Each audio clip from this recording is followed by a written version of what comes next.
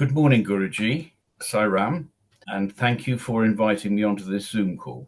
I think it is extraordinary that I'm sitting here in Cornwall in the UK and you are in India and we can talk in real time. It's a wonderful way of using modern technology. Just a little bit about me for people who may not have ever seen me before. My name is Adam Price. I was educated in the UK at Malvern College and then on to Cambridge University and then the Royal London Hospital, where I qualified as a doctor in 1974. I always wanted to be a GP. It was a vocation and definitely a calling. My father was a GP before me, and I loved Cornwall from a very early age, and so that's where I ended up being a GP. As a doctor, I was senior partner in a small rural practice for 22 years. I became a fellow of the Royal College of General Practitioners, and I did quite a lot of teaching as a course organizer, looking after young GPs, and also as an appraiser. I was the lead appraiser in the county for about 10 years. So that's my background. I'm married. I have 4 children and 8 grandchildren. And I first went to Sri Satya Sai Baba in 1999. And my wife and I went out every year for the next 12 years until 2011. Since then, we have followed all the goings on that have been happening with Sri Madhusudan Sai and Mudnan Hali, where we went in 2016. And recently, in the last year, through mutual friends, we have come to know you, Guruji. You have blessed us with your presence in Cornwall on 2 occasions, and we have been together when on our trip to Italy, to Assisi and to Rome, which were truly remarkable and wonderful experiences for me. And today, if I may, I would like to ask you a few questions that have arisen as a result of your teachings and the conversations that we have had. And the first really is that with my scientific background, I have relied throughout my professional career on my mind. And my mind has been really the driver for my life. And so when I hear you say to me, you must make your heart your master and you must use that to regulate the mind, it's something that I have found quite hard to come to terms with. I'm not new to the concepts. So love all, serve all, help ever, hurt never has been an integral part of my life for 25 years, a third of my life. That has been a huge guiding influence. And as you said in your book, that the message is simple. It's the applying what you know and what you've read into your day-to-day life. And what you're challenging me to do is to work on my inner self. And that is much more challenging. And you were the first person who ever actually challenged me in that way, in that I was very happy living what I regarded as a good life, and trying to be nice to people and kind. And you challenged me that actually is not enough. And I found that supremely challenging in lots and lots and lots of different ways. But at the same time, I am convinced that that is the right way for people to go. And so I've taken a first very stuttering steps on that path, on that journey. And I don't find it an easy one. Most of the bricks that have built the foundations of my life in so many ways are actually being challenged But just because it's uncomfortable, it doesn't mean that I shouldn't try and go down that road. And just because it's not something that I'm very good at doesn't mean that I shouldn't try and get good at it. And just because I'm comfortable in what I am doing, it doesn't mean that what I am doing is right. And I think all those factors mean that people do have to get a grip with this stuff. And if you really are serious about it, you have to be in your truth. And if you have to be in your truth, you can't just accept, you have to question, you have to ask why. And I wonder if you could start by just sort of enlarging on that theme a little more. Thank you so much, Adam, for taking up the time to make this interesting conversation happen. And I also truly marvel this technology that can bring us together, sitting in two different parts of the world, and yet we are connected, not just by technology, but also by what your lovely wife Lindsay says, the one heart. And I'm glad that that's what your first question is about.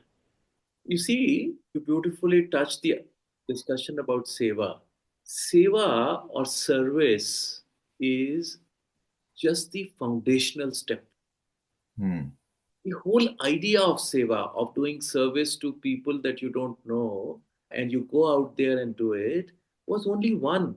It was to actually take us into a different direction than what we have been taking for most of our lives, of now doing something for others. So from selfish to selfless. All our lives is about me, me, me. What am I getting? What am I getting? What am I doing? How am I enjoying? So it's all about me and me and me alone. To kind of change the direction a little bit, service or seva is brought into our lives so that we can start thinking for at least some time during the day or the week or the month about others and others' needs, to get sensitized to how many challenges that others have and how privileged we are that what we have been given, so that a little bit of gratitude comes in us, and then this feeling for others, the compassion starts to come in us. And so really, this whole idea of doing service and seva is only the first step of this journey, is the foundational step. And that ultimately brings in us, other than compassion and other than gratitude, it also brings in a little bit of purity in us. When we start doing things for others, we start experiencing a bit of joy when we do things for others. Then Yes. we realize that life is not just about receiving, it's also about giving. But that's not the end. This is just to get you going. This is your foundational step. But having done that for 25 years, now is the time is to go further. Remember, we are evolutionary creatures. We've come to evolve and experience that higher consciousness. What I am experiencing now, that foundation is built, now that basic understanding has come of the teachings and of service, now we go a step further to experience the truth of ourselves, which is a universal truth. The truth of Adam is the truth of Vikas. The truth of Adam is the truth of all the hundreds of people that Adam goes and gives gifts and parcels during Christmas time to the homeless and the needy. The essential truth of all of us is one and the same. That part can be understood only when Adam understands and Vikas understands the truth of the self. Because it's the same, there is only one truth. Seva just got us going, getting ready to do this. This Mm. everybody has to do. Without this, you cannot reach there. So, so that's the whole idea. And that's what the conversation we had back in May last year. And that is what I think, you, as you said, was the first time that it came through to you with clarity, the need for that. And as you told me, that first time someone has come and touched my heart, and it's come and it's landed here. From that day, that journey has started. You see, we have, both you and I, you were a trained medical doctor, and I was trained to be a chartered accountant, being the finance director of a large multinational, and then holding a valuable consulting practice. We both have been trained to use the mind for everything that we have achieved in our career. And yet, I had this very strong feeling that while I had achieved success in almost all the spheres that the world calls as success, still felt that there was something missing. And I did not know what it was. And the calling from the unknown was beckoning me. And I decided to investigate as a scientist what this was. What was this calling? And that took me into an incredible journey where I read more about the spirit. And since we grew up in India, where spirituality is all pervasive, I realized that all the masters were all talking about that beyond the mind lies the real self. The Upanishads call it the Atman or the consciousness or that spirit, or there is an energetic presence. And that resides within us. And the mind, which makes us so successful in the external world, which is the reason why you're such a good doctor today, and whatever you've achieved is because of that.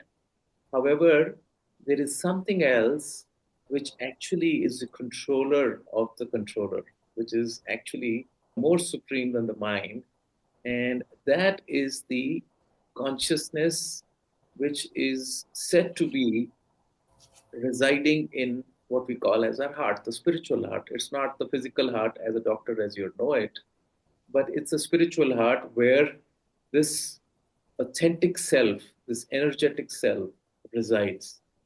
And that actually is the indweller, and that is the one which actually propels all that goes around. And since you and I, when we grew up, we were not taught anything about this. We were told only about our mind, and we were trained in the mind, and we excelled in the mind. For us at this advanced age, it becomes difficult to wrap our head around the concept that we have not been exposed to at all. The difference between you and me is that I perhaps got exposed to it 15 years earlier than you.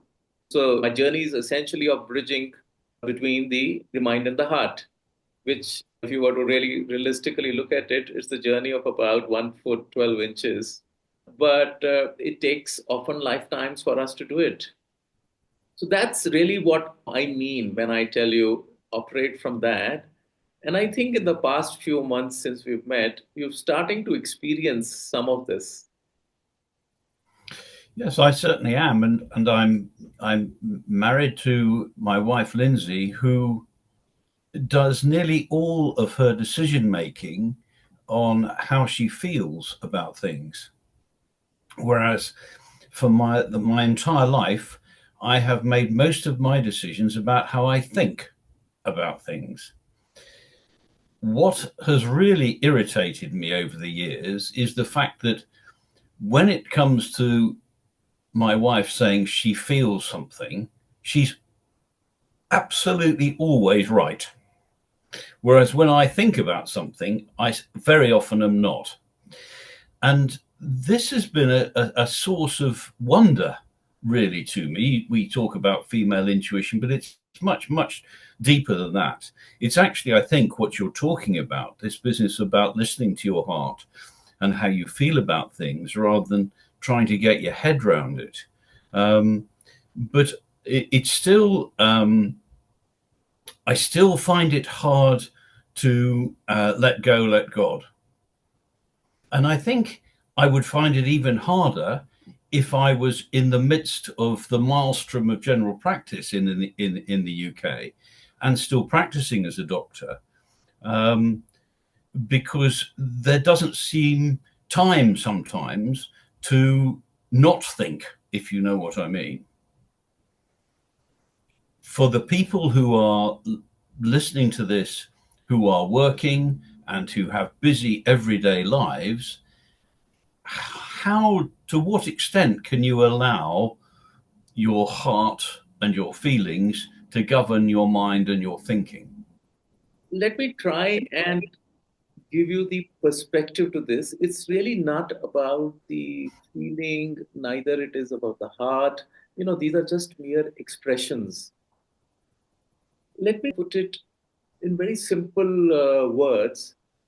There is something within us which is even more bigger or more powerful than our mind, hmm?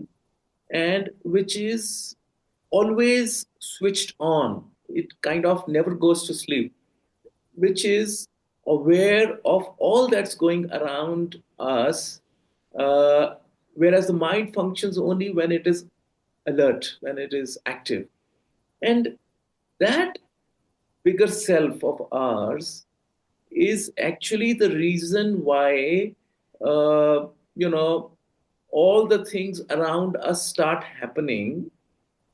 And the ones like your wife, Lindsay, who get connected to that energetic source or that bigger self or the higher self, they are actually, they read messages from that energetic field. Hmm? You may call it as an intuition, you may call it as serendipity, right? You may call it coincidences, right? These are the expressions that the mind tries to figure out to explain something which it doesn't understand. But to the one who is connected to this, is as easy as reading a book or as easy as listening to a talk on the radio or on the phone, right? So so the mind has its set of limitations of what it knows. What it knows, it therefore experiences, right? The so-called spiritual heart has no such limitations. It is able to go beyond knowingness into a field which we call as a feeling or as an intuition. It just feels something, and when we act upon it, we realize that it turned out to be true. Mm. And the more we start receiving such, and the more we start acting on it, we realize that there is something which is able to guide us, feed us, and to which we somehow are connected. And when you are connected like that, no matter what you do, even if you're a doctor, even if I'm an accountant, if there's an architect, if there is anyone doing a business, in fact, by this mere connection, you can actually be a better doctor, and I can be a better accountant, and somebody can be a better businessman, because we just don't understand what we are dealing with only with our mind. And as we said, mind has its limitations which are coming from its experiences. But there is a much vaster field which we call as the consciousness, which is all knowing, which has a much higher intelligence. And if we get connected to it, we can actually derive the benefits of both what the mind knows and what the consciousness knows. And so, therefore, we can form to a much better ability, a much higher capacity than we do if we just operate from the limitations of the mind. I take that. I think that although I don't find it easy, I know that what you're saying is right. Um, but having sort of tried it increasingly over the last 9 months, um, I find it actually a relief to be more in tune with intuition rather than having to think it all through. And I have to say that I'm quite surprised that I find it empowering. I don't have to worry about things as much as I did because I am surrendering more. And in my everyday life, I can feel a difference, which has come as a tremendous surprise to me, something of a shock. And I'm delighted that it is actually working. I'm sure that a lot of people who are watching Guruji, may understand your teachings, which include the business of self-reflection, manana. Now, there you need your mind. In your book and in your talks, you talk about experiential learning, and there's nothing more powerful in life, I don't think, than having experienced something and you learn a lesson from that. It's so much more powerful than if you're told something, if you experience it. But in order to do that self-reflection, and in order to think about things that we're talking about now, you do need to use your mind. Now, is it okay to use your mind for that sort of thing and not for others? I find all that business of when the mind is a useful tool and when you should put it under wraps quite confusing. Could you elaborate on that a little bit? Yeah, that's brilliant. Yeah, I think that's a challenge that most of the people face when they start to, get these experiences, and they're not able to decide, when does the mind kick in, and when, the higher mind. Let's call it a higher mind instead of a heart. Okay. So let's see it like this: that we are, if you know your maths a little bit, then we used to do sets and subsets. Okay. Yeah. So let's say that in the center is a set which is called the mind. Hmm? All right. And then we have a bigger set in which this mind becomes a subset, which is called the higher mind. Okay, so this higher mind, which is the consciousness or the intuitive self, mm, is has the knowledge not only of the mind, but has, it's like a supercomputer which has everything fitted into it already. Okay, and our mind is a much lower capacity of the higher mind. So let's say in the computer terms, your laptop has a memory of about 256 gigabytes. So imagine that the supercomputer is some billion terabytes of capacity, right? And it has everything in it. So it's something like that. Now, what is the role of the mind and what is the role of the supermind? The mind is absolutely essential for us to be able to perform our daily tasks and whatever we do with a degree of perfection and a great degree of skill, right?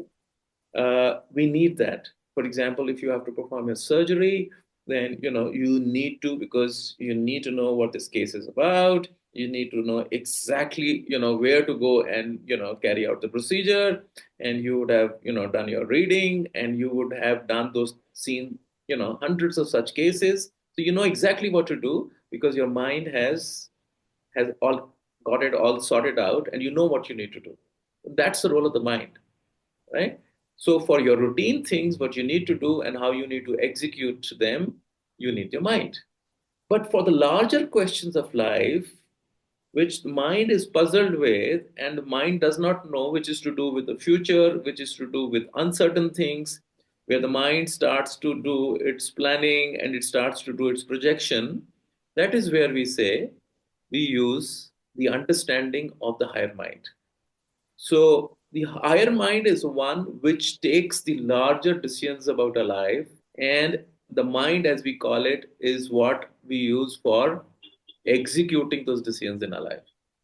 Okay, it's like when Right. people say we surrender to God, or we say let God look after ourselves because we know future is unknown to us, and we do say, some of us, that let God take care of it, right? When we say that, we are actually saying we are actually letting the higher mind or this consciousness look after it. Okay, and whatever we can do as our daily activities and actions and the tasks that we need to perform, we use our mind to do it. So the bigger picture is used by the bigger memory based higher mind, and our day-to-day focused activities, we are using a mind. So that's how we look at it. And so when you were mentioning, you said you are actually finding your experience of you letting go for some of those bigger decisions so much more relaxing for you. It kind of is a joy that you don't have to worry about the bigger things. You don't have to start concentrating your mind and getting the feeling of being stressed or anxiety, right? When you're able to surrender that question from your lower mind into the higher mind and say, guide me. Yeah, you sort it out. You sort it out. And ultimately, it will be sorted out by you being shown a path by the higher mind through what you call maybe as an intuition.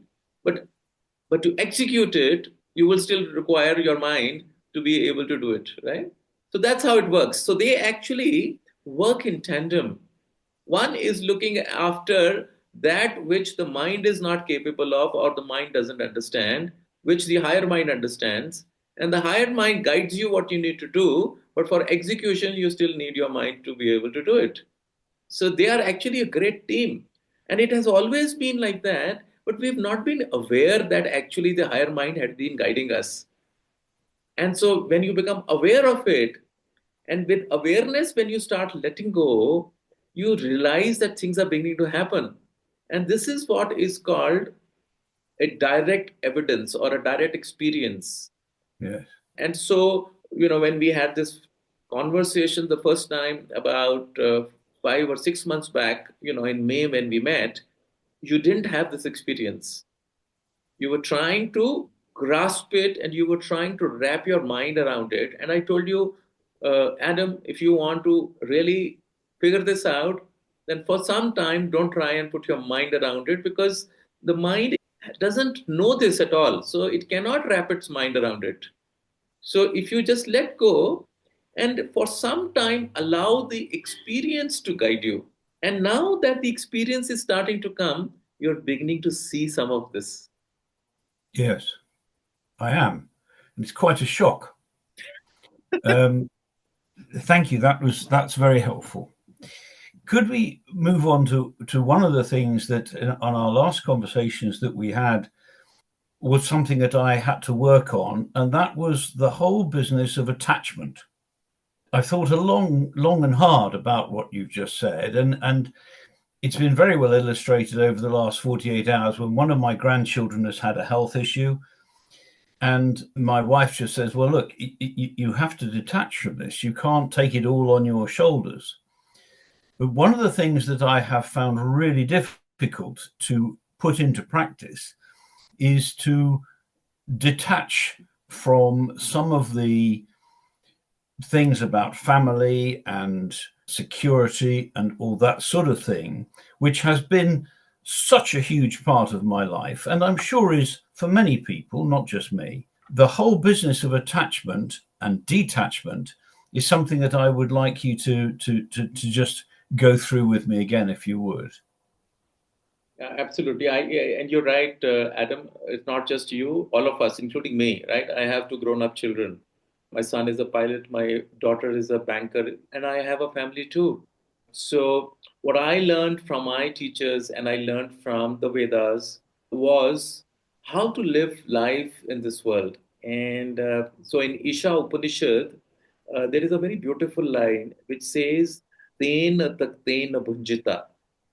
It says that this whole world is actually a creation of God, which is for man's enjoyment. We've come to enjoy the creation, but there is a way how we should enjoy it. We should enjoy it with detachment, with a sense of that it's mine for as long as I want to, I wish to enjoy it. After that, it belongs to nature, it belongs to the creation. Because I am in this body for a very limited period of time. This planet is billions of years old, and in that, my 70, 80, 90, or 100 years is just a small blip. Okay. And I am definitely going to go and leave this world empty handed. I can't carry anything from here with me to where I go. And where I go is where I come from. And where I come from, I was born empty handed. So when I know that in this blip of a passage, I am a blip in this journey of the planet. And in that blip also, all that I am today enjoying, including that I am using this laptop to have this conversation with you, I'm living in a beautiful place, which I call as a home. None of this is actually mine. I am here right now, and I am aware that it is for me to use, consume, and enjoy, but it's not mine. So, with the right understanding of who I am and what this is all about, I can enjoy everything, but I can be detached at the same time. So, similarly, I know I have two children and I know I have responsibilities, but I'm not attached to it. I know that they have also come like me to live their lives, that the same super consciousness or the higher mind which is guiding me is guiding them as well. And how, when I surrender, I'm looked after, they also are being looked after. It gives me the confidence that I do not have to worry about everything. I will still do what I can, but not having this underlying emotion of worry which comes through the attachment as if I was responsible for it. So this requires a little bit of discrimination, and that's why we need to step back and understand who we are and what's my truth. And if my truth is this, that I am a temporary visitor in a more permanent kind of an environment, and nothing belongs to me and everything belongs to the planet, same is true for my children as well and to all my other relationships where I'm attached to. Okay. And that is to do with people. It can also do with, my properties and my cars and my bank balances. They're actually not mine. I get that understanding. It is easier for me to let go. It is easier for me to do things from this detached view. So I call this as detached attachment. I'll always be attached to my son and my daughter and to my parents and to my, brothers and sisters, but I'm detached at the same time. And that's how we can actually truly enjoy what this life has to offer, truly enjoy what our relations and relatives have to offer, truly enjoy what the world has to give, because at the end of the day, I am neither carrying the anxiety nor I am carrying too much of joy of consuming them or of being in presence of those people. I mean, one of the lessons that I learned early on was the whole business of equanimity, and try not to get your highs too high and your lows too low. And that is something that I've tried to apply to my life. And I think that it illustrates what you've just been saying about not getting so involved in circumstance that one is unable to detach from it. And so that is, it is something that I have been trying to put into practice, but it's not easy and it's going to take a lot of work. But my underlying gut feeling about that is that the work that, for instance, Phyllis Crystal used to do with cutting the ties that bind, that my wife has been doing workshops on for many years, and she has been teaching me about. I think all these things help in allowing one to go on one's journey without getting too distressed about it. And that brings me on to the next thing, which was that when we went out to Italy, and I was part of the pilgrimage that you took us all on. One of the things that has struck me very forcibly at the time and subsequently was the relative somberness of what we saw, be it at Assisi or be it in Rome. And yet, being with you and as part of that pilgrimage was a joyous and a joyful experience. And we spent a lot of time laughing and enjoying ourselves, at the same time doing some really very important work. And I wonder if you could just expand on that joyous side of your teachings, because I don't think there's a huge amount of joy in the world. I think that every time you open the paper or you watch the television news, you don't see joy. What you see is doom and gloom. And I think that was why being with you was so refreshing. But I think it would help people if you could just explain a little bit about that. Okay, so let me give you, two different ways of looking at it, right? One is how I see it. I see life is a game, and games are meant to be enjoyed. That's why we, love to watch our favorite soccer game or cricket match, because there is a certain sense of joy that comes out of it. And going back to the example I gave you, that when I know that I am in this temporary body, which is subject to death, disease, and decay, and it's going to go, and I don't even know when it's going to go. I know I have very little time on this planet, and I know that nothing belongs to me, and yet I am living with it, I'm enjoying it, and I am sometimes getting used to it, knowing fully well that it can be taken away from me anytime. Now I know that in this temporariness, and especially the uncertainty of the temporariness, one thing is certain, that is temporary, but I don't know how much of a time I have at hand. So therefore, I have two options.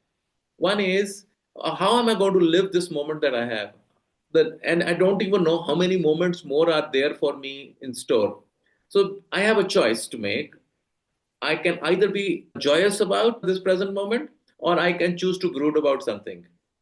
And when I understood that the temporariness of everything, and that life is a big gift by itself, and to be present and to be aware of the gift that has been given to me. I've been given this beautiful, place to live in. I am in the middle of nature. I'm enjoying pristine sunlight during the day. I've never seen such blue skies. I go for a walk and I see these mountains which are full of mists and clouds and this greenery, and I think this is my idea of paradise or heaven. And I'm in gratitude so much to what I'm being given, that my heart is full of joy all the time. And I tell myself that I don't know, and I don't care what the future brings. At this point of time, I am this joy, and through this joy, this sense or this experience of joy, I look at life. And therefore, when I look at life with this joy, everything starts falling in place for me, because I'm carrying this positive vibration of joy in my heart. Okay. And that makes things happen for me. And people around me feel joyous for no rhyme or reason. I see strangers on the road want to stop and talk to me. I see even animals like dogs and bisons, other animals also get attracted to me, because I'm experiencing this joy. So I've taken a deliberate and a willful decision using my mind that will like to live my life in this state of joy, right? That's one choice that I made. The other is that, again, I'm going quoting back to what the Vedas and the Upanishads say. They very simply put that this life is Sat Chit Ananda. Okay, what they say is that when we experience the truth of ourselves, if we know who the authentic self is, and the authentic self is not this body and the mind combination, it is the higher mind, or the energetic presence within us, which is actually coordinating the entire thing between the heart and the body and everything else, and the mind. So that is the authentic self. And the Upanishads say that if you can begin to experience that truth, the authentic truth of who you truly are, and if you can remain in that awareness that you are not this limited mind, you are that field of consciousness, which is the supermind or the higher mind, and you gain enough experiences, which is what you're referring to, that over the last few months you are beginning to get those experiences. Just imagine when, Adam, you can remain the awareness of that actually I'm not this limited mind, I'm actually far more unlimited, I'm an infinite consciousness. And when at every moment the experience will validate this idea that you are beyond this limited mind, what's going to happen? You will automatically start being joyous. Okay? So, Sat means knowing the truth that you are that energetic being and you are not that limited being, you are that infinite consciousness. Chit means awareness. When you are always in the awareness that that is your truth, and because you are aware, you will start getting those experiences. And then the result of being aware of the truth is that you will start experiencing ananda or bliss. And bliss is that state of joy which is equanimous. It is neither that high state that you talked about, nor it's that low state, which is exactly how I experience it. That it's like a state of constancy, and just being in that state for me, as I experience a life of magic miracles, because everything around me starts happening by itself, because what I'm doing, really, I'm just holding on to this awareness. I find it fascinating, and having seen it in action, I know that this is the truth. Still, it's as someone who was brought up every day of my school life for a proper service, I very much grew up with the Michelangelo in the Sistine Chapel version of God, with a long white beard and long flowing white hair, reaching out to give life to Adam, with Eve sort of tucked in her shoulders in that wonderful painting. And so I've always had this feeling that God is someone that I pray to, that I call to, that, and indeed Jesus as his personification on earth was someone that I referenced and used and called on hugely in my work. And now your teachings, that is duality, and we shouldn't be in duality. We are one. And as you call the higher consciousness, within us is all that we need. That has been a very difficult journey for me. I'm still not totally at ease, but I wonder if you could expand on that, please, Guruji, and also the whole concept of prayer, which is, I think, all religions do it, and as though one is praying to something that is outside of ourselves, whereas the teachings now are that actually God is within us anyway, and we are all one with God. And if you could just expand on that a little bit, I think people might find that helpful.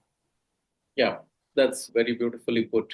So let's say when we pray to Jesus as an example, and we realize that when we pray to Jesus, our prayers seem to be heard. Jesus should actually be somewhere sitting close to us, Mm. because not necessary that you have to go and pray to Jesus only in the church or the cathedral. You can actually pray at home. And when you pray, Jesus listens. So that means Jesus should be at a earshot distance. Or if you are praying in our heart, then you should be hearing the prayers inside of us. So, which means that the idea of Jesus and of God is presence, let's call it, which is always switched on, which is always listening to us, which is so close by that there is no need for any physical distance. So Jesus is not in heaven, Jesus is somewhere around us. Jesus is not only listening to us, which means it's omnipresent, it's always there. It knows actually a lot of things that we are praying inside our heart, yet it knows about it, therefore it's omniscient.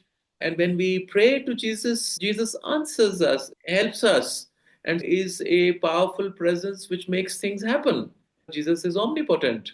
And that's what we give these three qualities to God, that God is omnipresent, is omniscient, and it is omnipotent, which means that really Jesus is not a person, because if it was a person, then you and I can see it. It should be present in front of us. So it is this God or Jesus is a presence which is around us and is hearing us and is actually even talking to us in the same way. When it talks to us, it is intuition. When it listens to us, it's an energetic presence around us. When we say we surrender things and things start manifesting in our life, When we start experiencing that things happen, then it is omnipotent. This so called God, by whatever name you would like to call him, is always there. In the Vedic system, which the ancient Indians practiced, they investigated this truth and they said if it is a person, then the person should be visible. But if it's an energy, if it's an energetic presence, then it can be everywhere because you know it, you're a scientist, that the whole of this planet, in fact, the whole cosmos is nothing but energy. In fact, even a plant and a rock and even us, we are all energy in different form. We have a different vibration, we have a different frequency on which we are vibrating, but we are all energy. So therefore, God is also energy. And this energy is outside me, but this energy is inside me also. So, which means that this God that I'm praying to, this Jesus, is actually within me. You'd like to call it Jesus if it makes you happy, wonderful. We say it's great. Somebody wants to call it Allah, somebody wants to call it Shiva, Krishna, somebody wants to call it the Mother. Great. But it is a presence. And since we live in a dual world, where dual world means that we also have energy. These are two things. That's the duality, right? And we are in a dual world. We like to call this by names. In the Hinduism, there was a concept of having 330 million gods and goddesses, basically saying that everybody is an embodiment of that energy and we're all gods. So that's really what it is. How you relate to it and what name you'd like to give it, it doesn't matter. I'm equally happy to call it Jesus. I'm equally happy to call it Adam and Vikas. Because for me, this was my final understanding for which I came. The whole idea of human evolution is to ascend from man to divine. That the whole idea of divinity is not something which is unreachable, which is external to us. Okay. Actually, when we experience it through the small experiences you're starting to have, when they become continuous, you'll realize that that divinity to whom you was praying, to the same Jesus you were praying, is actually always with you. Then you will know because it is with you, it is also in you. And if it is in you, then actually you will one day acknowledge that it is you. Yeah, but it's a step by step process. With Yes. me is external. In me is that this is a larger being than me, but it is also inside me. To the final experience that it is actually me. But like slowly getting used to this idea. Yes. So that's it. Small steps at a time. Small steps at a time. That's why 6 months back our conversation was, Adam, for some time, Yes. don't do this. Just take it as a scientist, as an experiment. You've used your mind enough to try and understand things. For some times, just for some time, give yourself the luxury of the experience of what this is about. Experience, because mind is stopping your experience. So for some time, take a little bit of holiday, a sabbatical from the mind, and say, let's try and do this. Let's see what works, and then let the experience guide you. If only if the experience tells you that works, will you be wanting to investigate it further and say, okay, I've got good experiences, let me try and have a little more continuous experience like that. Okay. And then it comes, and then you know what you're feeling inside, because ultimately it's science. It's energy. Energy is science. Scientists talk about that. And then the mind starts getting convinced. Because remember, mind doesn't have a problem. Mind has a limitation. Limitation is that when you grew up as a child, in the schools that you and I went to, we were never taught that there is something called as an energy, or there is another aspect of ourselves. The mind in its programming was never programmed to understand this. That's Yeah. why we say, let's not understand for a while. Let's take the experience. And then the mind gets convinced, yes, there is something else as well. And the mind makes room and accepts this idea of the energetic presence and accommodates it along with it. And both of them then work beautifully in tandem. And that is all part of going with the flow. And again, a concept that I have struggled with tremendously, not because I don't believe in or understand the concept, it is actually putting it into practice that I struggle with. But I have recently, in the last 2 or 3 weeks, had experiences with time, which has been a big governor of my life. From my surgery starts at such and such, so I got to do these visits by so and so. I've got to get home for such and such. I'm on call. Right from the word go, time was really important to me. So I'm very uncomfortable about being late. But since I've started to try not to be so worried about being late and going with the flow, I've had 3 examples in the last 2 weeks that I won't bore you with, but they're true, where I thought it was going to be awful because we were going to be late. And actually, it was the time that we got to places was absolutely perfect. And as you say, the experience of actually putting this into practice and going with the flow is something that experiential learning is teaching me. I don't have to worry so much as I did about things like time. One of the things that I found remarkable about being with you and meeting you is that you seem to personify a principle that I've read about in books, and that is that some people are energy providers and some people are energy suckers. And as a doctor, certain patients used to drain me dry. They drain off my batteries, so that we all hear about people with low batteries. Why do people get low batteries? Is it being with people who suck them dry? And the reverse of that is that there are some people that we are with who seem to exude an energy, and that actually makes everybody feel better who is around them. And from personal experience, I know that being with you and people who come into your aura and come into your zone of experience, as it were, they do feel hugely uplifted by the energy that you give off. And I wonder if you could just explain a little bit more about how that works. Adam, this takes us back to the discussion we just had a short while back, where I said that everything in this universe is energy, okay? Which means within me and within you and within every living being, there is energy. And this energy is vibrating at a certain frequency.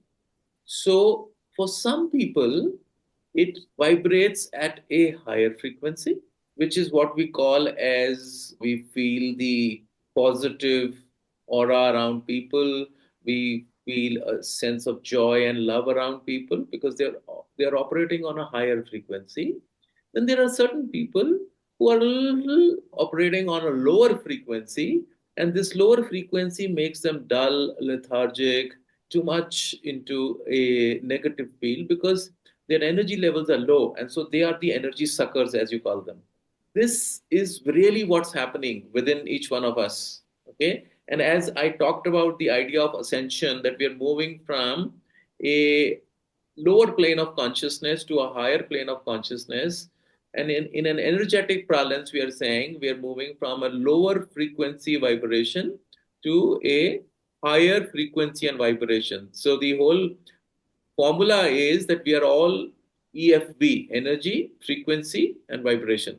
And in my case, as I said, I have learned that joy or happiness is something. If you hold on to joy in your heart, if you may have heard about people practicing laughter yoga, that when they laugh, suddenly their body's frequency starts to rise up and they start feeling energetic and their whole aura starts to change, right? Because happiness is the much higher level of frequency, and sadness is a very low level of frequency. So my energy comes from me knowing my truth. Sat, remember? Sat, Chit, Ananda. I know that I am an energetic being who has a body and a mind. And I am that duo or trio of the energetic body, the physical gross body, and the mind.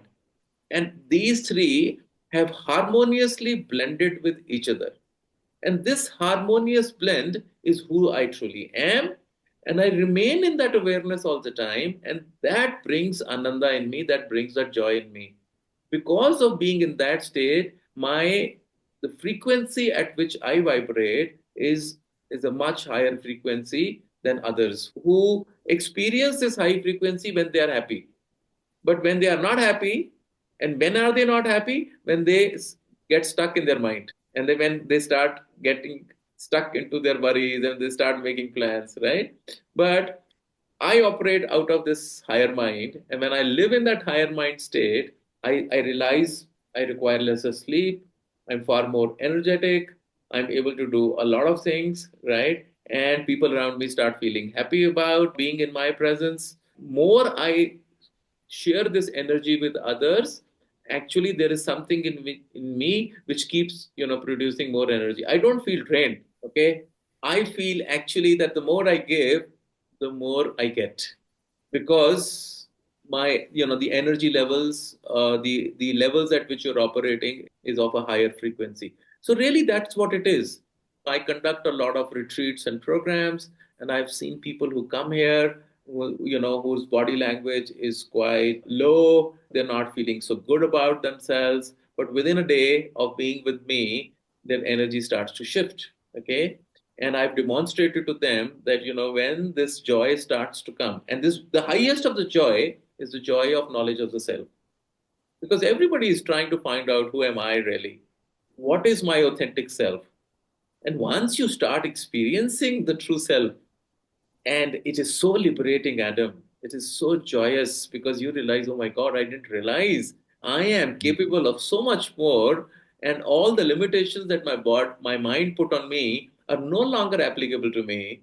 You can imagine how joyous you can feel when you get to know. And then when you get to know, and then you start to experience it, and the experience brings even more joy in your life.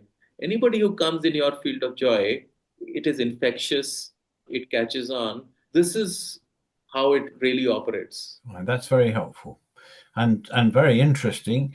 And again, this is something that you may say it and people may look askance, but I've actually experienced it and I know what you're saying to be the truth. Let me ask you a question. Right now, we are meeting over technology, but physically, we are sitting thousands of miles away from each other. But even at this point of time, I'm quite certain that you are experiencing this energy even while we talk. Absolutely. Absolutely. And you definitely opened my heart when we met face to face. And I get a wonderful energy from you, even over thousands of miles away. It's a great privilege to experience that, to be honest. So, Adam, which means that this energy, now we are getting to the real point. That this energy is cutting across time and space to be instantly with you. Okay? Yes. Now, Yes. this is going back to your question of Jesus and talking about God and omnipresence. This is omnipresence. That you are able to, while we are talking so far away physically, yet you can get the experience of the energetic presence, right? This is what we are talking about. And this Mm. ability where this energy can travel thousands of miles in a flash of an eye, okay, and be with you, and you can experience it in your heart, so called, we say we feel it in our heart. Yes. This is the truth. And this is not just my truth, Adam. This is your truth as well. And I want you to experience it. That, this is how it works. Yes. And this is the Wonderful. best technology. It is far better than, to me, when man is talking about artificial intelligence. I'm already talking to everyone and I say, no, what's coming is not artificial intelligence. What's coming is divine intelligence. And no one has a clue. Mark my words, Adam, print it somewhere, and you can hold me accountable for it. In this decade that's coming, The technology that is going to come to the forefront, man cannot visualize, no artificial intelligence can think about it. Because what's coming is beyond any understanding of a mind or an artificial mind. Because what's coming is, you just imagine when you and I can start all operating at our fullest potential of being that all pervasive consciousness. Look, what are the possibilities you and I are going to unlock together? Guruji, thank you so much for talking about those things. Absolutely agree that service to man is service to God is a lovely thing to hang your hat on. And it makes you feel good, and you are the person who benefits from doing service, not the person that you're doing service for. And of that, I'm absolutely convinced. And the big problem is that I thought that was it. And then you came along and said, that's only the first step.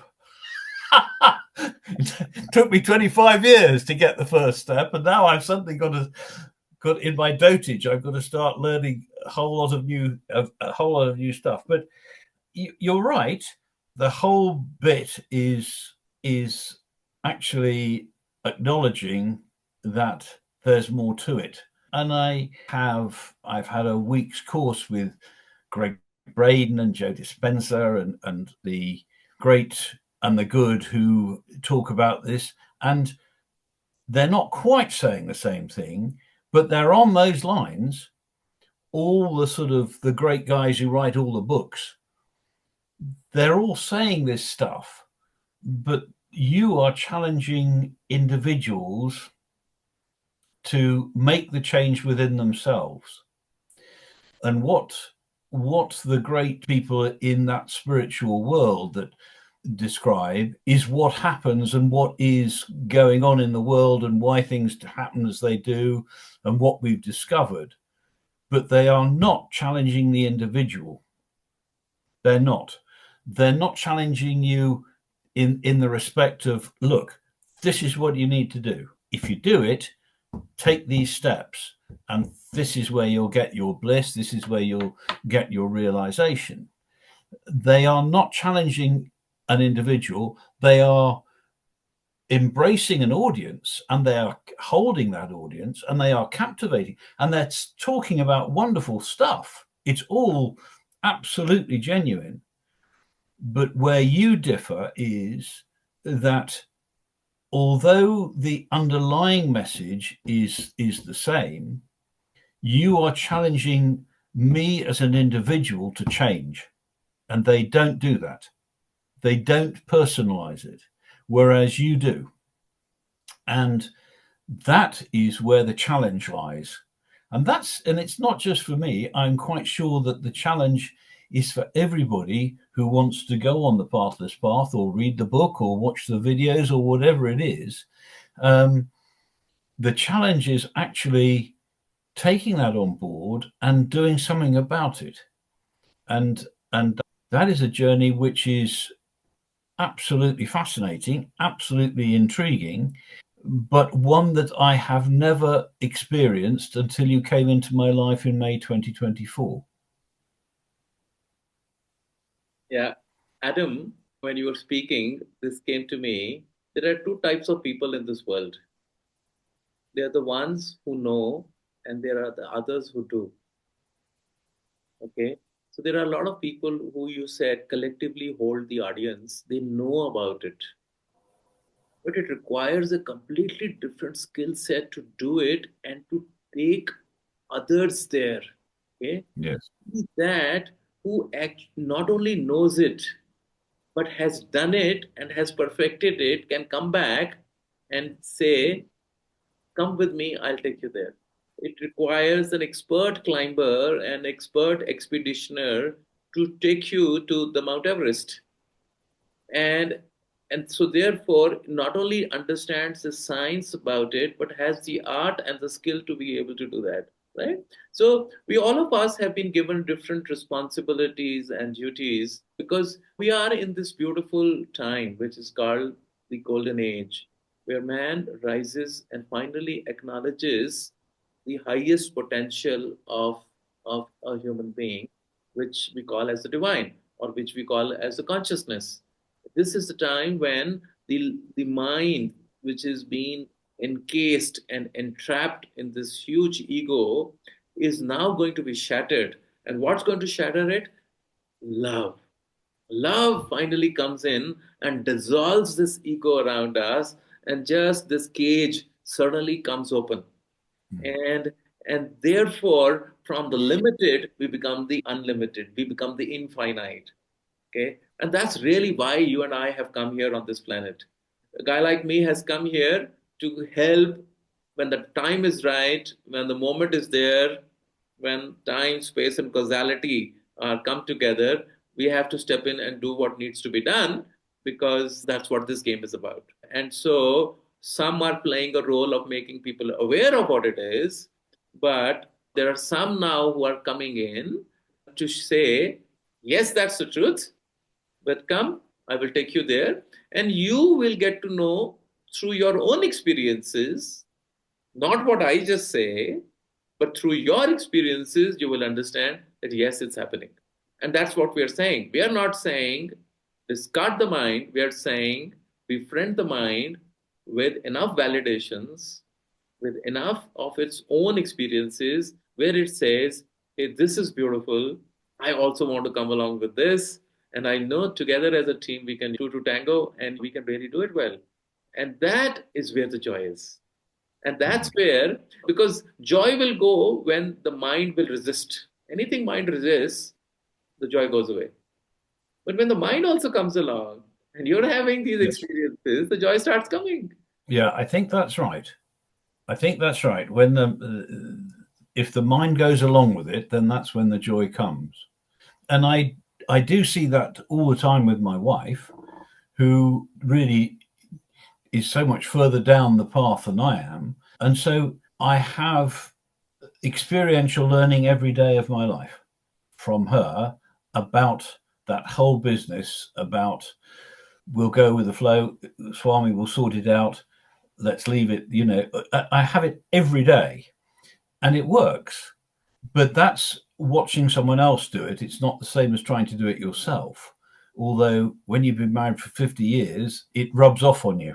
And I've lived with this spiritual path that she has taken me down. And it's not reluctantly, but I never really regarded it as my thing. It was always her thing. And what is challenging is now regarding it as my thing as well, and trying to go with it so that I'm not just doing the seva bit, I'm actually doing the personal bit as well.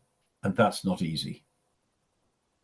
And perhaps we could repeat this at another occasion. But thank you so much for this Zoom call. And it's been a real privilege and pleasure to talk to you.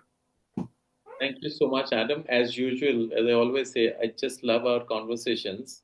Talking to you always been a pleasure, and I look forward to our next conversation again. Thank you, love you, and have a very beautiful day. Thank you. Sairam.